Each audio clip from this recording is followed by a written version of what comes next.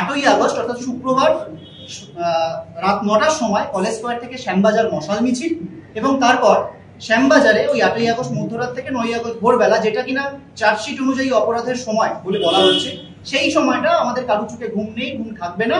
ফলত আমরা রাস্তায় থাকবো, প্রতিবাদী সমাবেশ করব, বক্তব্য রাখবো, সেখানে নানা রকম অভয়া রাত আমরা বলছি এই সময়টাকে, এবং সেই সময়টায় নানাজন বিভিন্নভাবে, সেটা সাংস্কৃতিকভাবে হতে পারে, সেটা স্ট্রিট পেন্টিং হতে পারে, সেটা বক্তব্য হতে পারে, সেটা সমাবেশ হতে পারে, নানাভাবে আমরা আমাদের এই প্রতিবাদের স্বরগুলোকে রাস্তায় রাখবো। এবং শুধুমাত্র শ্যামবাজারে নয়, যারা বিভিন্ন জেলায় রয়েছেন, যারা বাইরের জেলায় রয়েছেন, তারা যারা আমাদের সাথে যোগাযোগ করেছেন, তারা কেবল শ্যামবাজারে নয়, বিভিন্ন জেলাগুলোতেও এই সময় কিন্তু এই একই রকম কর্মসূচি হবে। এবং তারপর দিন 9ই আগস্ট শনিবার সন্ধ্যে 6টার সময় আরজিকর মেডিকেল কলেজের ক্রাই অফ দ্য আওয়ার প্রাঙ্গণ এবং বিভিন্ন মেডিকেল কলেজ, জেলার মেডিকেল কলেজ, সেটা বর্ধমান হতে পারে, মেদিনীপুর হতে পারে, মালদা হতে পারে, এই প্রত্যেকটা জায়গায় কিন্তু প্রতিবাদী জমায়েত আমরা করব। এটা আমাদের ওয়েস্ট বেঙ্গল জুনিয়র ডক্টরস ফ্রন্টের পক্ষ থেকে আমাদের কর্মসূচি। নবান্ন অভিযানে কি তোমাদের কেউ যাবে, মানে যেহেতু অভয়ের বাবা মা আহ্বান? এটা আগেও আমরা ক্লিয়ার করেছি, আবার পরিষ্কার করছি যে নবান্ন অভিযানের কথা বলা হচ্ছে, আমরা অভয়ের যে মা বাবা রয়েছে, কাকু কাকিমা রয়েছেন, তাদেরকেও আমরা জানিয়েছি যে আমাদের পক্ষে সেই অভিযানে থাকা সম্ভব নয়। কেন সম্ভব নয়, কোন জায়গা থেকে সম্ভব নয়, আমরা স্পষ্ট মনে করি এটা যদি কাকু কাকিমা মানে বাবা মা নিজে ডাকতেন এবং তারপর বিভিন্ন সফরে যোগদান করতেন, এরকম একটা বিষয় হতো, তাহলে সেটা অন্য একটা বিষয় হতো। কিন্তু যেভাবে বিষয়টা এসছে যে একজন বিরোধী দলনেতা তিনি আগে প্রকাশ্য জনসভায় ঘোষণা করছেন যে আমি অভয়ের মা বাবাকে বলবো যে এরকম একটা প্রোগ্রাম ডাকুন, তারপর সবাইকে তিনি আয়োজন করবেন যে পতাকা ছাড়া যাতে লোক মানে যোগদান করেন। ফলত এই জায়গাটা কোনো যেখানে মানে স্পষ্টত এটা একটা রাজনৈতিক স্টান্স, ফলত এই জায়গা থেকে আমরা প্রথম থেকেই দূরত্ব মেনটেন করেছি। এবং আরো একটা কথা, যে বিরোধী দলনেতা এই কথাটা বলছেন যে আমাদের মূল রাগ একদম রাজ্য প্রশাসন, পুলিশ প্রশাসন, স্বাস্থ্য প্রশাসন রয়েছে, সিবিআই, যে বিরোধী দলনেতা এই কথা বলছে তার পাশে আমি কিভাবে হাঁটবো যেখানে সিবিআই এর ভূমিকা এতটা নক্কারজনক। ফলত এই জায়গা থেকে আমরা নবান্ন অভিযানে কিন্তু ছাড়তে পারবো। তো 3-4 দিন ধরে কিছু অদ্ভুত জিনিস আমরা লক্ষ্য করছি। আমরা দেখতে পাচ্ছি যে গত 3-4 দিন ধরে Kolkata medical college, RG Kar, national medical college সহ বিভিন্ন মেডিকেল কলেজের বিভিন্ন জুনিয়র ডাক্তার, ইন্টার্ন, এমনকি একদম পড়ুয়া, যারা এমবিবিএস পড়ুয়া ছাত্র ছাত্রী, তাদের বাড়িতে পুলিশের নোটিশ যাচ্ছে। রাতের বেলা, রাত বিরেতে বাড়িতে পুলিশ যাচ্ছে এবং নোটিশ ধরানো হচ্ছে। এবং নোটিশ ধরানো হচ্ছে কিসের ভিত্তিতে আমরা এখনো অব্দি যতটুকু জানতে পেরেছি সংখ্যাটা এখনো অব্দি 6 আমাদের হিসাব মতো এখনো।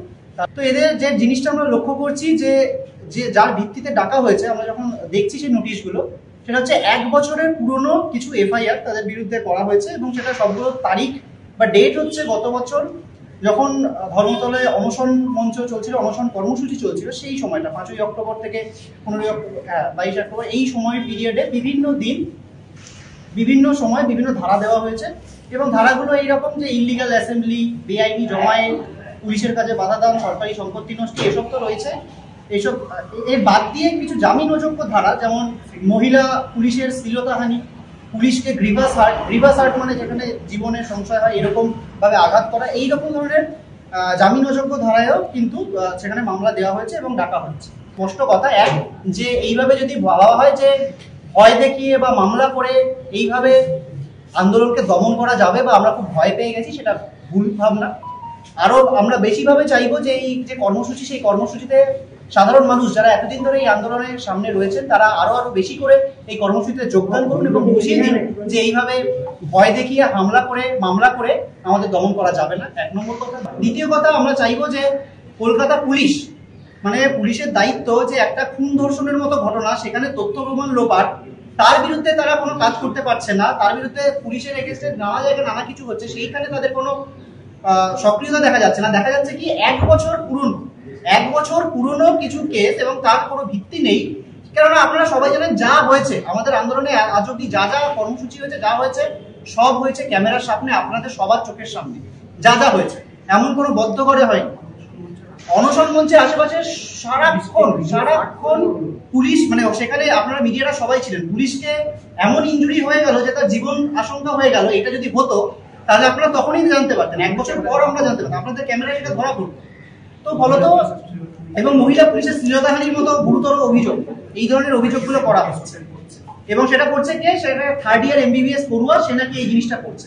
তো ফলত আমাদের বিষয় স্পষ্ট যে আমরা এই মিথ্যে মামলাগুলো প্রত্যাহার করতে হবে। আমরা আইনি লড়াই তো অবশ্যই লড়বো, আমরা আইনজীবীদের পরামর্শ নিচ্ছি এবং এবং আমরা বলে রাখছি যে এই প্রত্যেকটা লোক যারা সে ডাক্তার হোক, জুনিয়র ডাক্তার হোক, সিনিয়র ডাক্তার হোক, মেডিকেল পড়ুয়া হোক, এমনকি সে ভ্যান চালক, ম্যাটাডোর চালক, যেই হোক, তাদের সম্পূর্ণ রকম আইনি সহায়তা আমরা অর্থাৎ West Bengal junior doctors front দেব।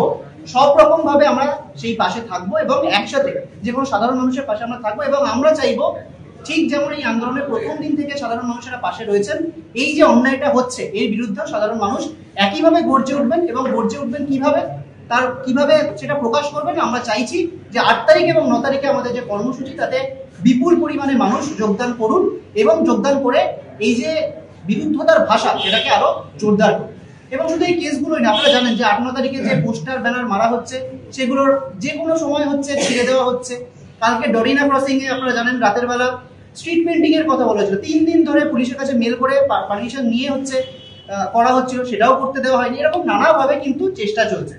এর অর্থ খুব স্পষ্ট। আমরা কলকাতা পুলিশকে ধন্যবাদ জানাবো একটা কথা বলে, যে তারা প্রমাণ করছেন যে আমরা বা আমাদের আন্দোলন এখনো যে তাদের গলার কাঁটা বা আমাদেরকে যে সরকার ভয় পাচ্ছে সেটা প্রমাণ করিয়ে দেওয়ার জন্য ধন্যবাদ প্রাপ্য এটার জন্য কলকাতা পুলিশকে। এটুকুই বলবো এবং আমরা চাইবো সমস্ত সাধারণ মানুষ, জুনিয়র ডাক্তার, সিনিয়র ডাক্তার, স্বাস্থ্যকর্মী প্রত্যেকে এই কর্মসূচিতে পা মেলান এবং অভয়ার ন্যায় বিচারের দাবিতে আমরা কি বলেছি, আমরা কেন রাস্তায় নামছি, আমরা একটা প্রশ্নকেও, একটা কথাকেও ভুলতে দেব না। আমরা নিজেরা ভুলবো না এবং ভুলতে দেব না। এবং এই যে সরকার পক্ষ বলুন, পুলিশ প্রশাসন বলুন, তারা যে অ্যাক্টিভিটি গুলো করছেন এর ফলে মনে হচ্ছে তারা যেন সেই